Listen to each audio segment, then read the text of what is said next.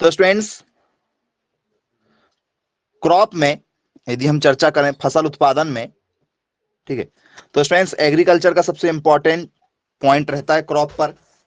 तो आप लोगों से पेपर में पूछा जाता है सोलेनेसी परिवार। क्या आप लोगों ने कभी पढ़ा हुआ है सोलेनेसी के बारे में? जरा बताइए, पढ़े हैं सोलेनेसी परिवार के बारे में? जी बोलिए। यस सर, बिल्कुल पढ़ा हुआ है सोलेनेसी परिवार।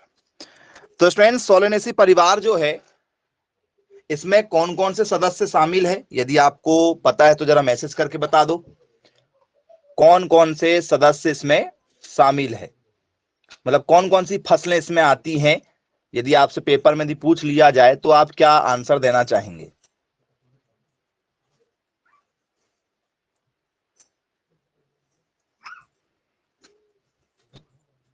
जी वेरी गुड। तो कुछ लोग कह रहे हैं कि सर इसमें हमारा जो है आलू आएगा। आलू, क्या आप आलू के साथ जाना चाहेंगे? तंबाकू भी आएगा, वेरी गुड। चलिए, कुछ लोग कह रहे हैं कि सर इसमें आलू आना चाहिए, पोटैटो इसमें आएगा।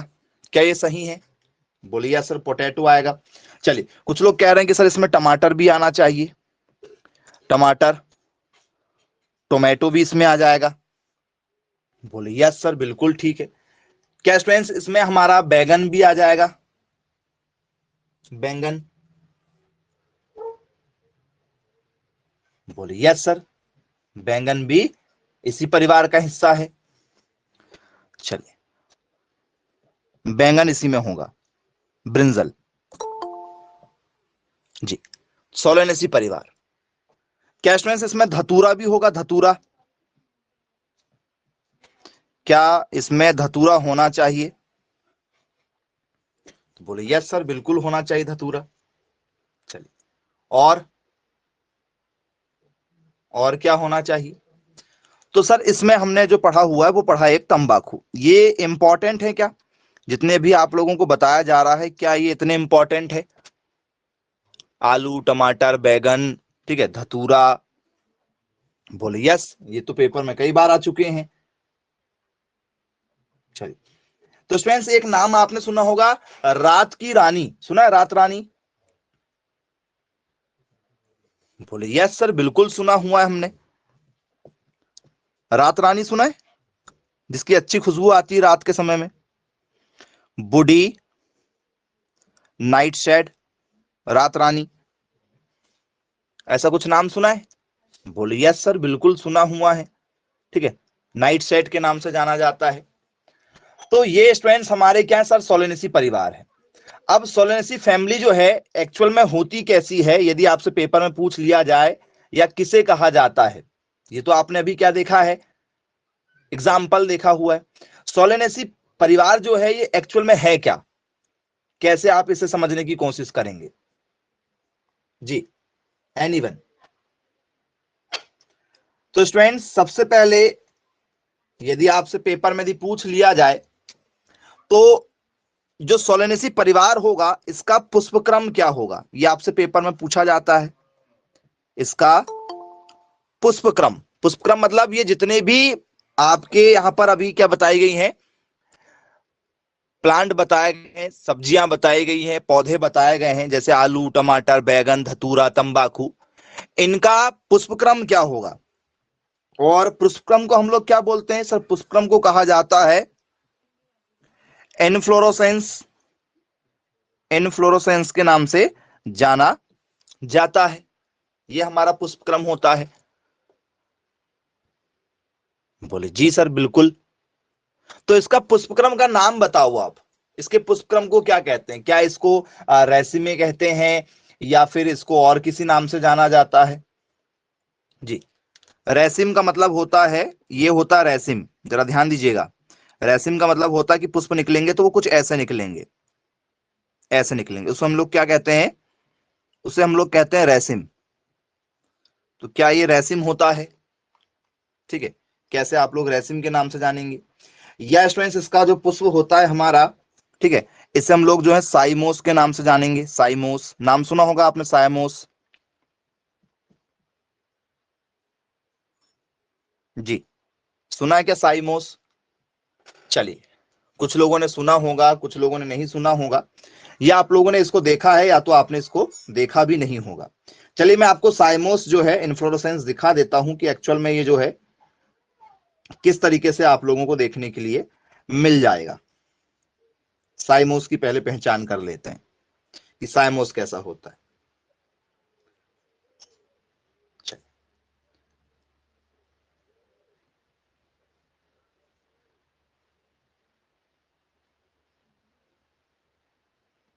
तो स्टूडेंट्स इस तरीके के यदि फूल निकलते हैं तो इसे साइमोस कहा जाता है।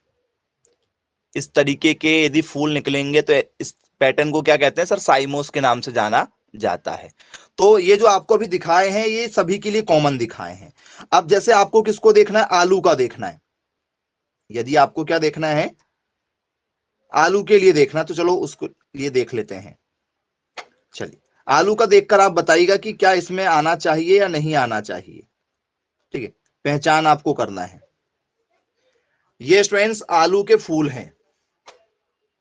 ठीक है, ये आलू का फूल है। देखो आजू बाजू में दो हैं जो शाखाएं निकली हुई है, बीच में ऊपर फूल फूल है। क्या ये जो आपको मैंने साइमोस का कॉमन स्ट्रक्चर दिखाया था, क्या ये वैसे ही है?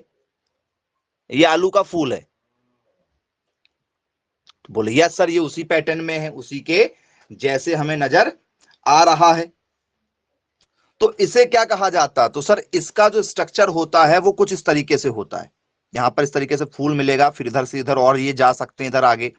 ठीक है, ऐसे स्ट्रक्चर मतलब इधर हमें और फूल मिलेंगे, इस तरीके से इस पैटर्न में होता है। तो इसे कहा जाता है साइमोस। तो सोलेनेसी परिवार का पुष्प क्रम जो है वो क्या होगा? पेपर में आता है सोलेनेसी परिवार मतलब सभी फसलों के लिए। किसी ने पूछा आलू का पुष्प क्रम कैसा होता है? पुष्प क्रम मतलब उसमें जो फूल लगते हैं वो कैसे लगते हैं, तो उसको क्या कहेंगे? साइमोस। टमाटर को, ठीक है, क्या बोलेंगे पुष्प क्रम को? सर टमाटर का भी साइमोस होगा। बैगन सर साइमोस। तो सोलेनेसी परिवार में जितने भी सदस्य आएंगे सबके पुष्प सूत्र को यदि आपसे पूछा जाए कि भैया क्या होगा पुष्प क्रम, तो बनेगा या नहीं बनेगा?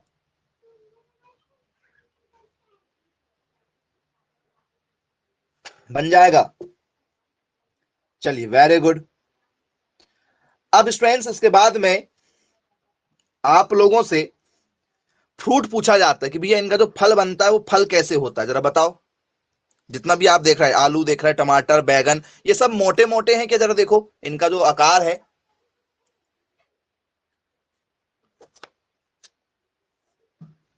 यदि मैं आपको कहूं कि भैया ये जो है आलू टमाटर, ये कुछ इस तरीके से बन रहा है, जैसे हमारा चना बनता है, मटर बनता है, सोयाबीन बनता है, मूंग हमारी क्या बनती है? मूंग बनती है, मूंगफली बनती है। क्या ऐसे बनता है इसका आकार? क्या इसमें फल ऐसे बनते हैं? बोलो सर नहीं, ऐसे नहीं बनते। कैसे बनते हैं? तो सर इनमें सब में आकार ऐसे होता है, जरा देखोगे तो यदि आप ऐसे मिलेंगे, अंदर पूरा गूदा होता है। चाहे धतूरा देखो गोल टाइप का मिलेगा, आलू देखो गोल टाइप का मिलेगा, आकार लगभग यही होता है क्या? देखो इस टाइप का आकार होता है क्या? गोल सा, अंडे के आकार जैसा, ना पूरा गोल और ना ज्यादा ऐसा फुटबॉल के जैसा। बोले यस सर बिल्कुल ठीक है। तो इसे क्या कहा जाता है बच्चों? तो इसके आकार को कहा जाता है कैप्सूल। क्या कहा जाता है जी?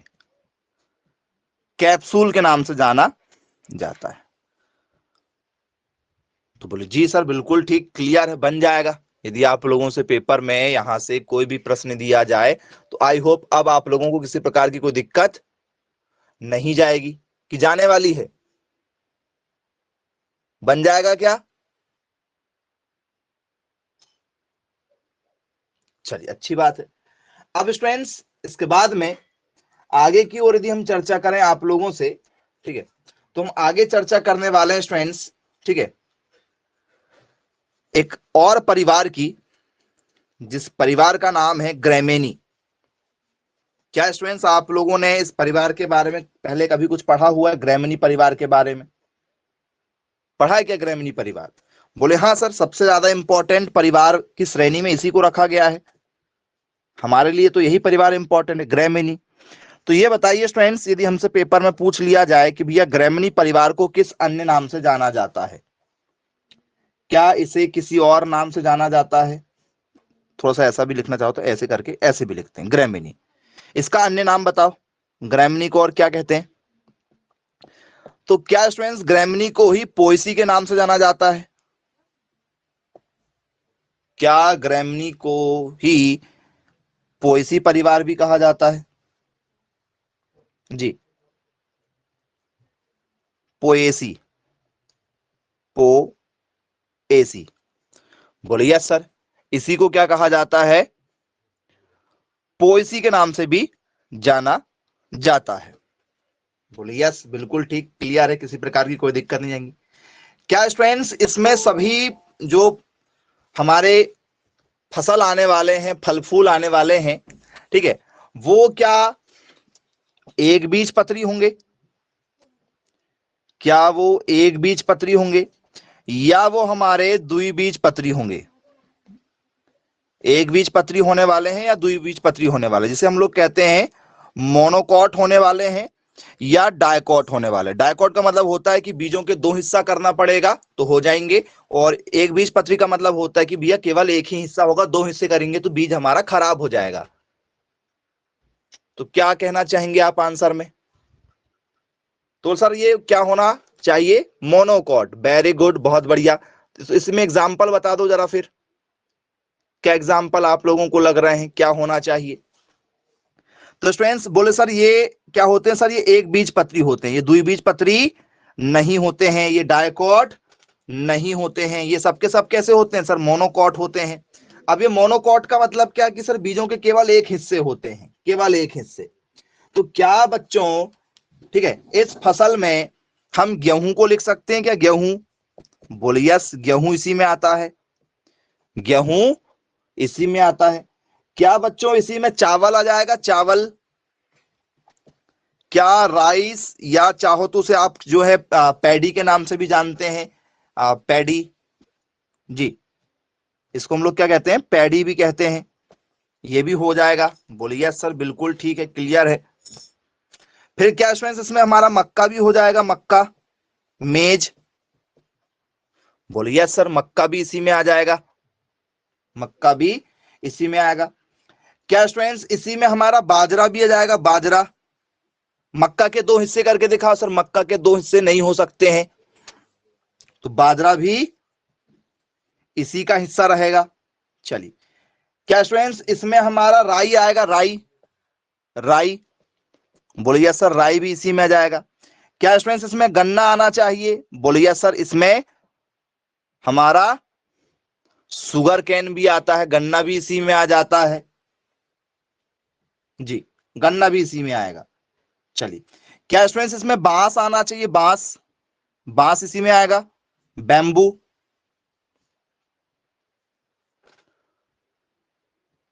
बोले हाँ जी सर, बांस भी इसी में आ जाएगा हमारा।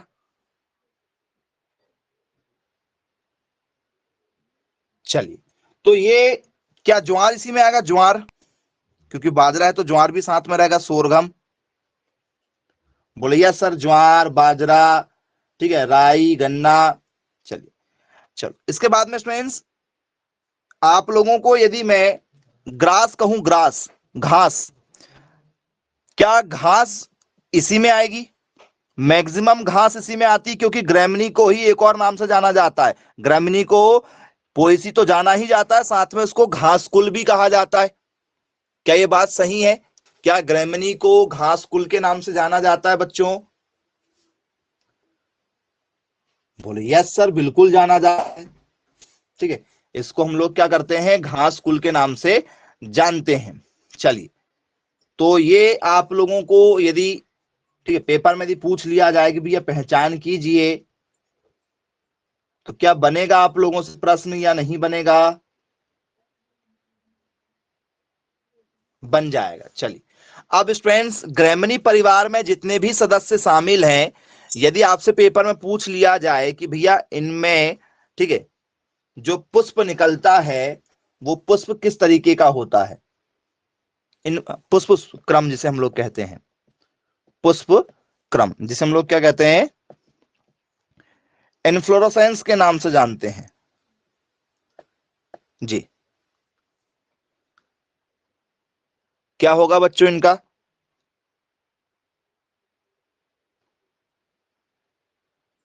पुष्प क्रम,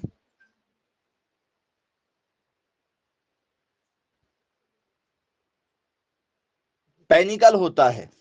चलिए वेरी गुड। तो कुछ लोग जो है पेनिकल के नाम से इसे कहना चाह रहे हैं कि भैया ये जो आंसर है हमें क्या लग रहा है, पेनिकल लग रहा है। क्या ये बात सही है? क्या पेनिकल इसका राइट आंसर हो जाएगा? चलिए, तो आप लोगों को स्टूडेंट्स जरा पेनिकल दिखा देते हैं कि एक्चुअल में जो है पेनिकल किसे कहा जाता है, पेनिकल किसको कहेंगे हम लोग। ठीक है, देख लीजिए पहले पेनिकल किस तरीके से होता है हमारा। तो यदि पेनिकल यदि आ जाए स्टूडेंट्स, तो पुष्प जो निकलेगा वो कुछ इस तरीके से निकलेगा। पुष्प जो बनेगा वो कुछ इस तरीके से बनेगा, देखो इसे हम लोग पेनिकल कहते हैं। क्या ये पेनिकल होना चाहिए, हाँ या ना? चलिए, तो सर ये पेनिकल होता है। चलो और बता रहे हैं, क्या स्टूडेंट्स ये स्पाइक होना चाहिए? स्पाइक, स्पाइक का मतलब होता है, ठीक है, कुछ इस तरीके से, जैसे ये हमारी ये गेहूं की बालें आपने देखा होगा, गेहूं की बालियां देखा होगा, इसे स्पाइक कहा जाता है। तो क्या ये स्पाइक होगा? बोले सर गेहूं में स्पाइक होता है, गेहूं में स्पाइक होता है। तो ये एक नहीं होते हैं, याद रखना, ये एक नहीं होते हैं। पेनिकल भी होता है कुछ, कुछ जो है इसमें स्पाइक भी आपको देखने के लिए मिल जाएगा। ठीक है, पेनिकल, स्पाइक, तो ये आपको दोनों देखने के लिए इसमें मिलते हैं, किसी एक से अकेले से आपको देखने के लिए ये नहीं मिलने वाला है। चलिए, बनेगा पेपर में यहां से कोई भी प्रश्न यदि आपसे पूछ लिया जाए तो बताइए बच्चों, किसी प्रकार की कोई दिक्कत तो नहीं जाएगी आप लोगों को? जी, ये आप लोगों को एग्रीकल्चर क्रॉप में और साथ ही साथ में एग्रीकल्चर बायोलॉजी में दोनों का कॉमन टॉपिक है। ग्रैमिनिकुल, सोलेनेसी फैमिली, फैमिली वाला जो टॉपिक है या तो फसल उत्पादन से आ जाएगा, नहीं तो एग्रीकल्चर बायोलॉजी से आ जाएगा। चलिए आगे की ओर चर्चा करते हैं स्टूडेंट्स। दो परिवार के बारे में हमने आपको बता दिया है, सोलेनेसी और किसके बारे में, ग्रैमिनी के बारे में। अब हम चर्चा करेंगे यहां पर, ठीक है, किस पर, पादप प्रजनन पर। पादप प्रजनन जो कॉमन टॉपिक है, क्रॉप का भी टॉपिक कॉमन है, कॉमन टॉपिक बायोलॉजी का भी है, जिसे हम लोग कहते हैं प्लांट ब्रीडिंग। प्लांट ब्रीडिंग के नाम से जाना जाता है। अभी बताइए स्टूडेंट्स, प्लांट ब्रीडिंग हो या किसी भी चीज की ब्रीडिंग हो, तो इसकी शुरुआत किसने किया है हमारे? जी, ये ब्रीडिंग वगैरह किस चीज से आया है?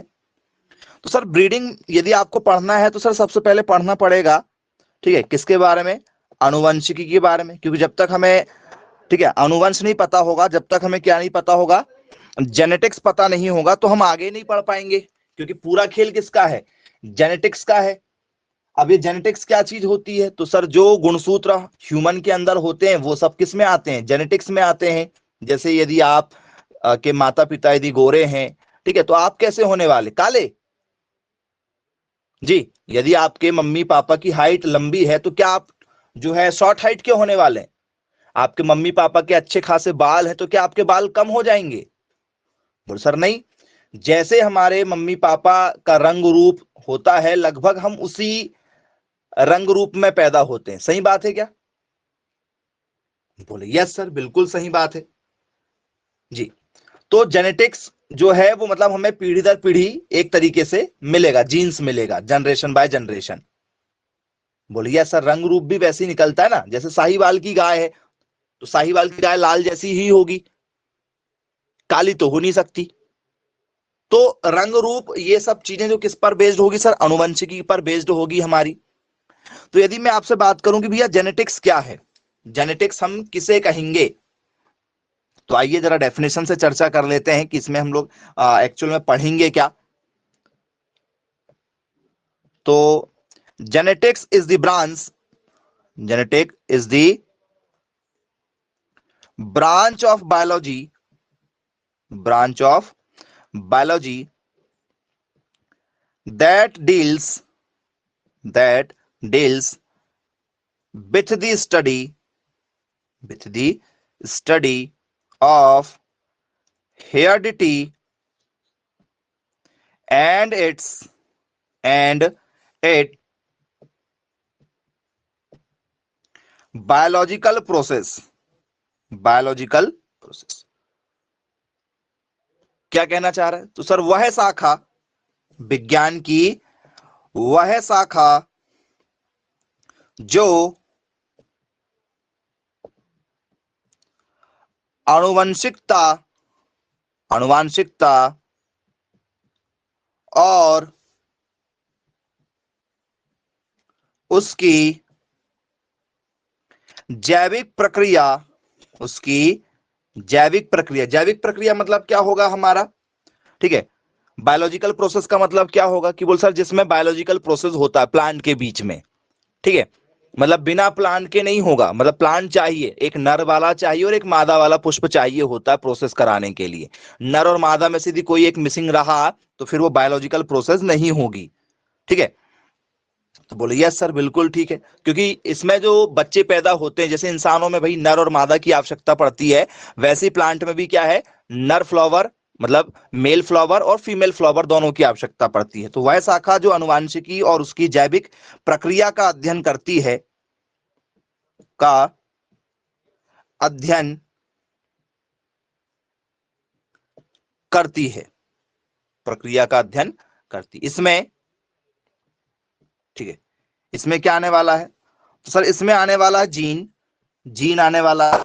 इसमें कौन आने वाला है? इसमें आने वाला जीनोम। इसमें क्या आता है? जीन आता है, जीनोम आता है, और क्या आता है? और कोशिका चक्र, और कोशिका चक्र शामिल है जी। कोशिका चक्र क्या है? इसमें शामिल है, याद रखिएगा। मतलब आनुवांशिकी को माता पिता से संतानों में जो गुण विरासत में मिलते हैं उसको समझना हमारा जो है वो जेनेटिक्स कहलाता है। ये एक आप चाहो तो दूसरे तरीके से भी समझ सकते हैं। ठीक है, उसको भी लिखेंगे, ये आपकी स्टैंडर्ड डेफिनेशन हो जाती है एक। तो क्या लिखेंगे इसमें? आगे कंटिन्यू करेंगे तो it also involve the study of genes, genomes and the cell cycle जी। जीन, जीनोम और सेल साइकिल के बारे में पढ़ा जाता है, जो पीढ़ी दर पीढ़ी क्या होते हैं, एक संतान से दूसरी संतान, दूसरी संतान से फिर, ठीक है, इस तरीके से वो क्या होते हैं, एक पीढ़ी से दूसरी पीढ़ी में फैलते रहते हैं। तो बोले यस सर बिल्कुल ठीक है। इसे क्या कहा जाता है? अनुवंशिकी कहा जाता है। तो पेपर में पूछा जाता है वह गुण जो माता पिता से संतानों में विरासत के रूप में प्राप्त होते हैं और इसको समझने की प्रणाली को क्या कहा जाता है? तो क्या लिखोगे? सर इसको जेनेटिक्स कहा जाता है। क्या कहा जाएगा? जेनेटिक्स के नाम से जाना जाएगा। तो क्या लिखेंगे? Genetics is termed as the study to understand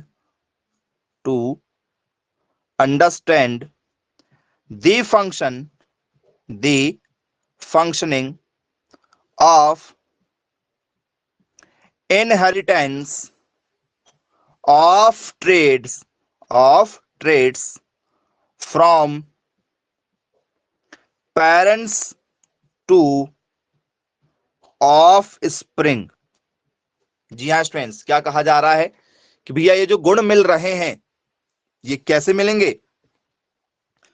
तो सर ये आनुवंशिकी को माता पिता से संतानों में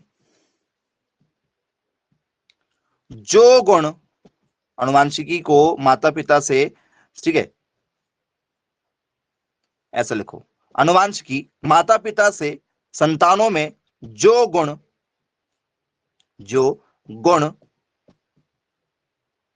विरासत में मिलते हैं, ठीक है, जी, अनुवांशिकी का मतलब क्या होता है सर? माता पिता से संतानों में जो गुण विरासत में मिलते हैं, ठीक है, उसे समझना, उसे क्या करना है बच्चों? हमें सर उसे समझना है, उसकी कार्य प्रणाली को जानना है, उसे समझना क्या कहलाएगा? अनुवांशिकी कहलाता है। उसे समझना ही क्या है? अनुवांशिकी है, याद रखना जी। बन जाएगा क्या? अब यदि आप लोगों से पेपर में कभी भी जेनेटिक्स आ जाए, ये वाला जो टॉपिक है आप लोगों का, ये क्रॉप में भी आप पढ़ने को मिलेगा, बायोलॉजी में भी मिलेगा, और ये आप लोगों को एनिमल हस्बेंड्री में भी मिलेगा, क्योंकि जानवरों में भी हम लोग क्या करते हैं सर? ब्रीडिंग करते हैं, प्रजनन करते हैं। वो पादप प्रजनन की जगह में एनिमल ब्रीडिंग हो जाएगा, लेकिन ब्रीडिंग तो ऐसे ही की जाती है जैसे करना है अभी। होगी कि नहीं होगी ब्रीडिंग, ऐसे बताओ? बोले यस सर, बिल्कुल। ब्रीडिंग जो है हमारी कुछ इसी तरीके से क्या है? निकाली जाएगी भी। एनिमल का भी ऐसे ही होगा और प्लांट का भी ऐसे ही होगा, दोनों बायोलॉजिकल तरीके से ही होता है। बनेगा या नहीं बनेगा, जरा देख लीजिए। बन जाएगा?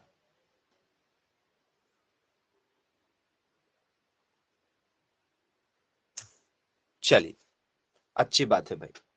तो स्टूडेंट्स, इसमें कुछ शब्द जो हैं उन पर हम चर्चा करेंगे। इसमें एक शब्द आया था जीन। जीन क्या होता है? क्योंकि जेनेटिक्स तो आप समझ गए कि भैया माता पिता से हमें जो गुण मिल रहे हैं, जैसे मान के चलो यदि आपके परिवार में किसी को संगीत का शौक है कि भैया गाने बजाने वाले हमारे दादाजी थे, तो फिर हमारे पापा, मतलब जो भी आपके जैसे आपके जो, ठीक है, दादा के यदि दो तीन भाई बच्चे रहे होंगे, तो उन बच्चों में आए होंगे वो गुण किसी ना किसी एक में, और फिर वो गुण आप लोगों में किसी ना किसी परिवार में आ गया होगा। कोई भी गुण हो सकता है वो, या वो कारीगरी का गुण हो सकता है, गाने बजाने का हो सकता है, डांस का हो सकता है, अच्छे बोलने का हो सकता है, पॉलिटिक्स का हो सकता है। कुछ भी ऐसा गुण आते हैं, नहीं आते? या बालों में आपने देखा होगा कि भैया मम्मी के या पापा के ज्यादा अच्छे बाल है तो हमारे भी हुए हैं, या उनकी हाइट है तो हमारी भी हाइट हुई है। हाँ, बीमारी भी साथ में आती है, ऐसा नहीं कि सिर्फ अच्छी चीजें आती हैं। मम्मी पापा को, दादा दादी को, नाना नानी को, मतलब नाना पक्ष भी इसमें शामिल होता है। ऐसा नहीं कि नाना पक्ष मामा पक्ष शामिल नहीं होगा। आपके नाना नानी को, मामा मामी, मामा को, मामी को नहीं, ठीक है, आपके नाना नानी को, मामा को जो बीमारियां होंगी, वो हो सकता है कि आपकी मम्मी को हो, क्योंकि मम्मी भी उसी परिवार से बिलोंग करती हैं। और फिर दादा दादी और पापा, इस पक्ष से भी जो पापा को बीमारी होगी, वो फिर जब दोनों कॉम्बो होता है तो फिर वो आप में देखने के लिए मिलती है। इसलिए कहा जाता है कि कभी भी क्लोज रिलेशनशिप में शादी नहीं करना चाहिए। कभी भी आपको भी मैं यही सलाह दूंगा कि भविष्य में जब भी आप प्लान करें शादी करने का, तो कभी भी करीबी संबंध नहीं करना, नहीं तो आने वाली जो संतान है उसमें बीमारियां ज्यादा मिलेंगी करीबी में। हाँ, फिर तो दूर में तो आपकी इच्छा है फिर। चलो, तो इसमें आगे यदि हम चर्चा करें तो इसमें एक वर्ड आया था जीन। ये जीन क्या चीज होता है बच्चों? एनीवन कोई जानता हो तो जरा बताओ। जीन, या इसी को कुछ लोग कहने वाले जो है वो कारक के नाम से भी जानते हैं। कारक, या इसे कहा जाता फैक्टर। कारक, या इसी को क्या कहा जाता है? फैक्टर के नाम से जाना जाता है। क्या होगा बच्चों फैक्टर या जीन किसे कहते हैं? कोई बताएगा? जीन का मतलब क्या होता है? तो सर जीन का जो मतलब होता है, ये वही मतलब है जो अभी हम आपको समझा रहे थे इतनी देर से। जीन यदि आपसे पेपर में दिया जाए तो क्या यही है स्ट्रेन जो पीढ़ी दर पीढ़ी फैलते जाता है? और कुछ लोग कहते हैं, ठीक है, मूवी वगैरह में आपने देखा होगा कि ये बच्चा मेरा है या नहीं है, चलो मैं इसको टेस्ट करवा लेता हूँ। देखा होगा वो, कई बार आपने देखा होगा मूवी वगैरह में बाल निकाल के ले जा लेते हैं, बाल से मिला लेंगे कि भैया ये हमारा बच्चा है या नहीं है। देखा है क्या? बोले हाँ सर, उसको हम लोग डीएनए टेस्ट कहते हैं। उसको हम लोग क्या कहते हैं? DNA test. जी, तो हमारा डीएनए जो होगा, जी, जैसे मान चलो आपका जो डीएनए है, क्या वो आपके पापा का, मम्मी का वही डीएनए होगा? बताओ, आपके पापा मम्मी का क्या वही डीएनए होगा जो आपका है? चलो, आपका जो डीएनए है, क्या वो वही डीएनए जो है आपके दादा दादी का भी होगा? मतलब दादा का होगा?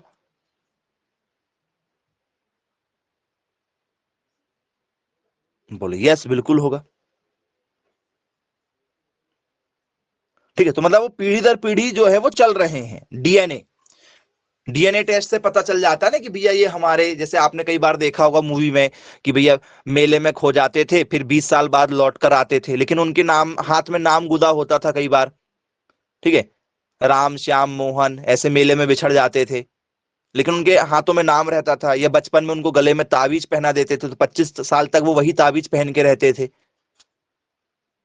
ऐसा आपने देखा होगा। तो ये तो सबूत हो नहीं सकता ना भाई, यदि मान चलो किसी की प्रॉपर्टी जो है वो ज्यादा महंगी निकल जाए और कोई आके कहने लगे कि मैं आपके बेटा हूं, तो कैसे पता करोगे? सर वो जीन से है। तो जीन का मतलब होता है कि भैया इसमें डीएनए टेस्ट से क्या किया जाता है, पहचान की जाती है। बोले यस सर, बिल्कुल ठीक, क्लियर। क्या लिखेंगे? ठीक है, तो इसमें लिखा जाएगा a gene is the basic physical and functional unit of heredity. Heredity का मतलब क्या होता है? हेरिडिटी का मतलब होता है वंशागति, मतलब जो वंश से पीढ़ी दर पीढ़ी चली आ रही है। ठीक है, वो होता है हमारा हेरिडिटी। ठीक है, a segment of DNA that has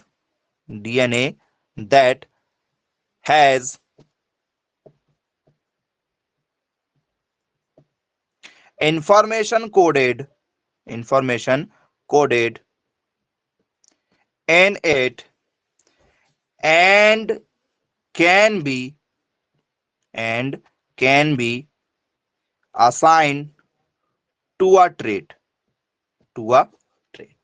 ये स्टूडेंट्स क्या होती है, हमारी डेफिनेशन हो जाती है कि भैया जीन क्या है। तो सर जीन जो है सर वो डीएनए पर बेस्ड होता है, जो क्या बताता है, हेरिडिटी मतलब वंशानुगति को बताता है। और ये जो है एक प्रकार का क्या होता है, कोडेड इंफॉर्मेशन, कोडेड होता है, जो अब एक पीढ़ी को बता देगा कि भैया आप इस पीढ़ी से बिलोंग करते हैं। ठीक है, ये हमारा क्या होता है सर, जीन होता है। बोले यस सर, बिल्कुल ठीक है, बन जाएगा। तो जीन का मतलब क्या है? ठीक है, तो सर जीन जो होता है, जीन अनुवांशिकता या अनुवांशिकी, ठीक है, कि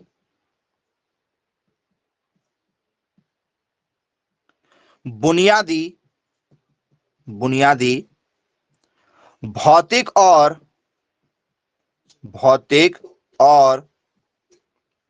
कार्यात्मक इकाई है। भौतिक और कैसी इकाई है? कार्यात्मक इकाई है। ठीक है, इसमें क्या है, तो डीएनए का एक खंड, ठीक है, जिसमें जानकारी कोडित होती है।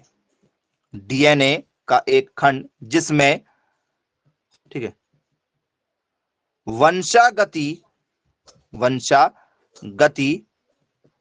ठीक है, कोडित होती है। जी हाँ स्टूडेंट्स, इसमें क्या हो रही है, वंशागति क्या हो रही है सर, कोड हो रही है। मतलब एक प्रकार का कोड टाइप का रहता है कि जो भैया आपकी पीढ़ी को क्या कर देगा, इंडिकेट कर देगा। तो बनेगा या नहीं बनेगा भाई, जरा देख लीजिए। यदि आपसे पेपर में पूछ लिया जाए कि भैया अनुवांशिकी की सबसे छोटी इकाई कौन सी है, which is the smallest unit of genetics, genetics की सबसे छोटी इकाई किसे कहा जाता है बच्चों? एनीवन बताइए, पेपर में कई बार पूछा जा चुका है, सबसे छोटी इकाई कौन है? तो सर सबसे छोटी इकाई होती है जीन। अनुवांशिकी की, जेनेटिक्स की सबसे छोटी इकाई जीन होती, क्योंकि शुरुआत यहीं से होती है। बोले यस सर, बिल्कुल ठीक है, क्लियर है, बन जाएगा। आइए अब आ जाते हैं कुछ प्रश्नों की ओर जो पेपर में लगातार पूछे जा चुके हैं। उन्हीं प्रश्नों को आपसे अब शेयर करते हैं। ठीक है, ये कॉमन है, ये प्लांट के लिए भी कॉमन है, आपके लिए भी कॉमन है, और जानवरों के लिए भी कॉमन टॉपिक है ये। ठीक है, पहला प्रश्न आप लोगों के लिए, the tendency of an offspring to resemble its parent is known as क्या कहा जा रहा है? किसी संतान की अपने माता पिता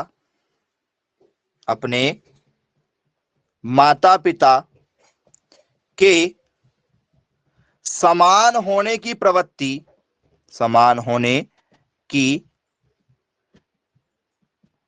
प्रवृत्ति को कहा जाता है। जी हाँ स्टूडेंट्स, मतलब जो संतानें होती हैं वो अपने माता पिता के जैसे निकलती हैं। आपने कई बार देखा होगा, किसी फंक्शन में जाते हैं या किसी हम लोग रिश्तेदार के घर जाते हैं तो वो लोग कह देते हैं तुम उनके बेटे हो क्या? फिर हम लोग कह देते हैं हाँ।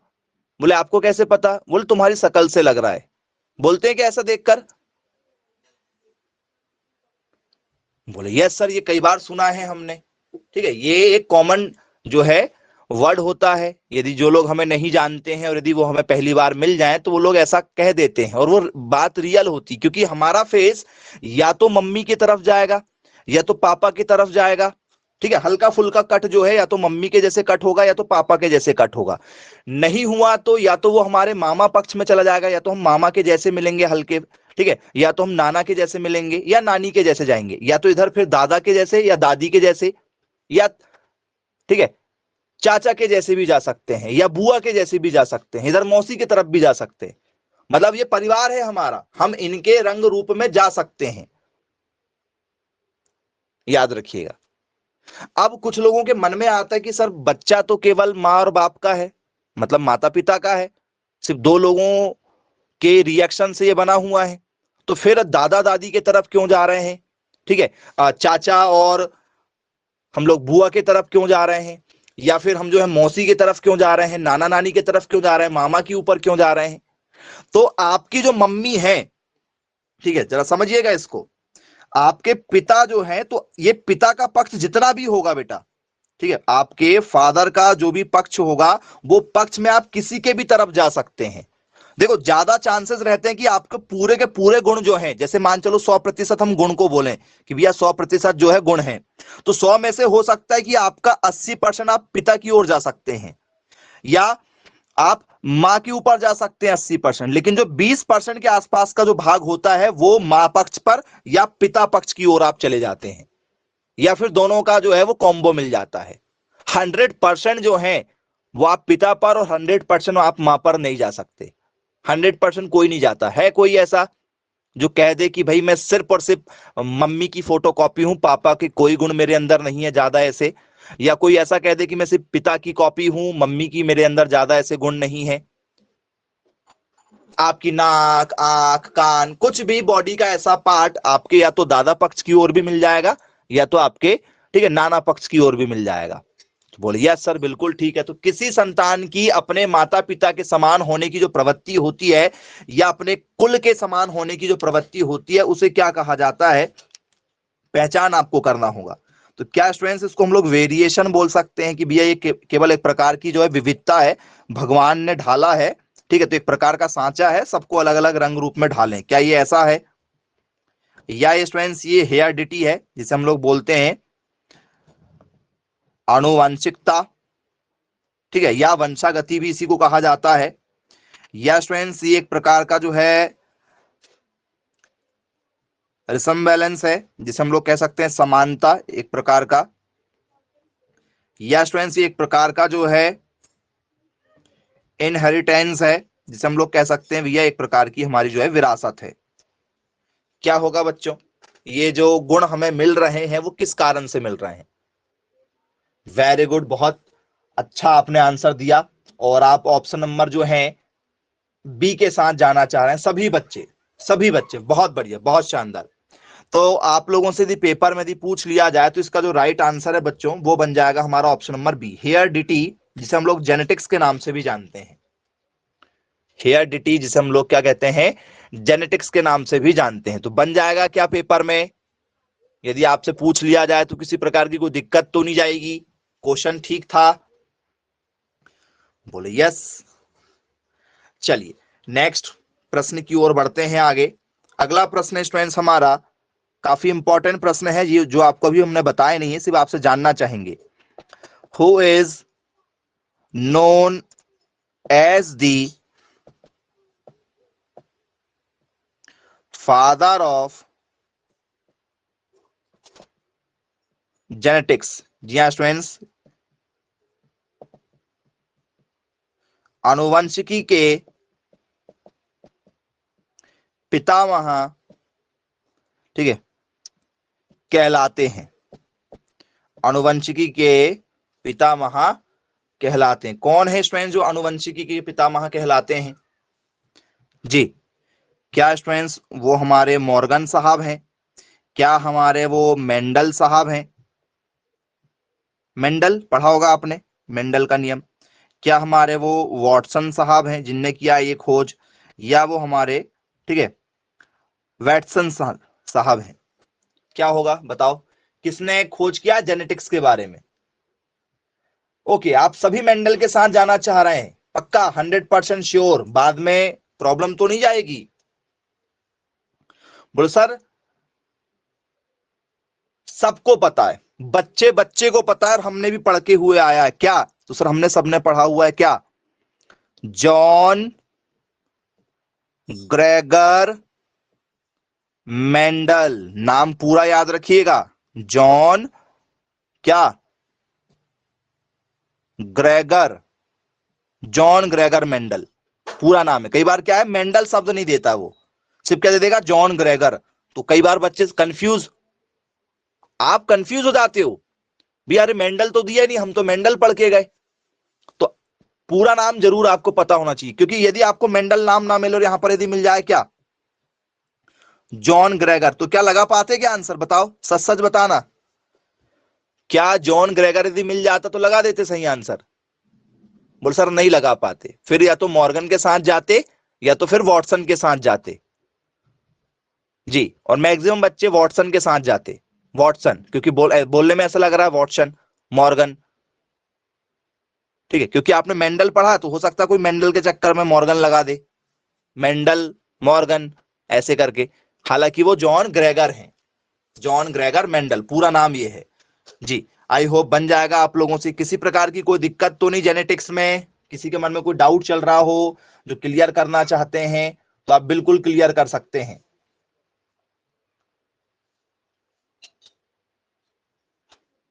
है कोई प्रॉब्लम? पेपर में यदि आपसे पूछ लिया जाए, बनेगा?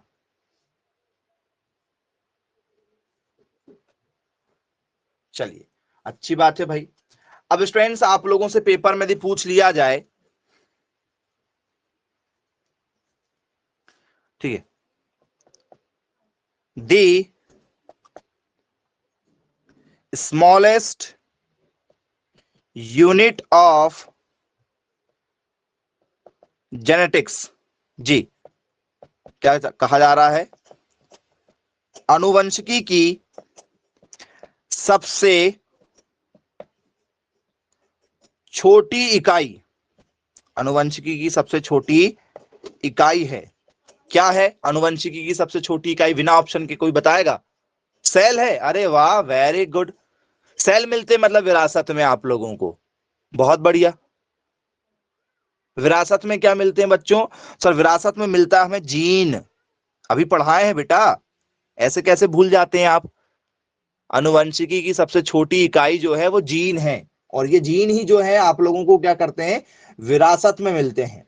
एक पीढ़ी से दूसरी पीढ़ी में जो ट्रांसफर होते हैं ये वही जीन है, और इसी के लिए हम लोग क्या करवाते हैं सर, डीएनए टेस्ट करवाते हैं। इसमें एक डीएनए शब्द आ रहा बार बार, डीएनए का फुल फॉर्म जरा बता दो, डीएनए का फुल फॉर्म क्या होता है? पेपर में यदि पूछ लिया जाए तो क्या लिखेंगे? सर डी का मतलब क्या होता है? क्या लिखें डी का मतलब? जल्दी बोलो, डी मतलब? नहीं मालूम? चलो वेरी गुड बेटा, यदि नहीं मालूम है तो फिर दिक्कत है आप लोगों को। डी का मतलब है तो डाई, ओके। चलिए, तो स्टूडेंट्स डी का मतलब होता है डी, डी ऑक्सी, ठीक है, राइबो डीऑक्सी राइबो याद रखना, डीऑक्सी राइबो। एन का मतलब क्या होता है सर? एन का मतलब होता है न्यूक्लिक। एन का मतलब क्या होता है? न्यूक्लिक। और ए का मतलब क्या होता है? एसिड, मतलब अम्ल। डीऑक्सी राइबो न्यूक्लिक एसिड, इस नाम से इसे जाना जाता है। ये डीएनए का फुल फॉर्म है, जो आप बार बार पेपर में कई बार सुनते हैं कि भैया उसका डीएनए टेस्ट करवाया गया। ठीक है, कई बार आप सुनते हैं कि भैया वो उसकी संतान है या नहीं है, इसलिए क्या किया गया? ठीक है, deoxyribonucleic acid test लगाया गया। तो बन जाएगा टॉपिक। आप लोगों को पूरा टॉपिक कवर करा दिया गया है प्लांट ब्रीडिंग वाला, चाहे आप एनिमल ब्रीडिंग में इसको काउंट कर लो। ठीक है, तो ये पशुपालन का भी कॉमन टॉपिक है, और या तो आप इसे क्रॉप में काउंट कर सकते हैं। बायोलॉजी का तो ये टॉपिक है ही है, मान के चलिए।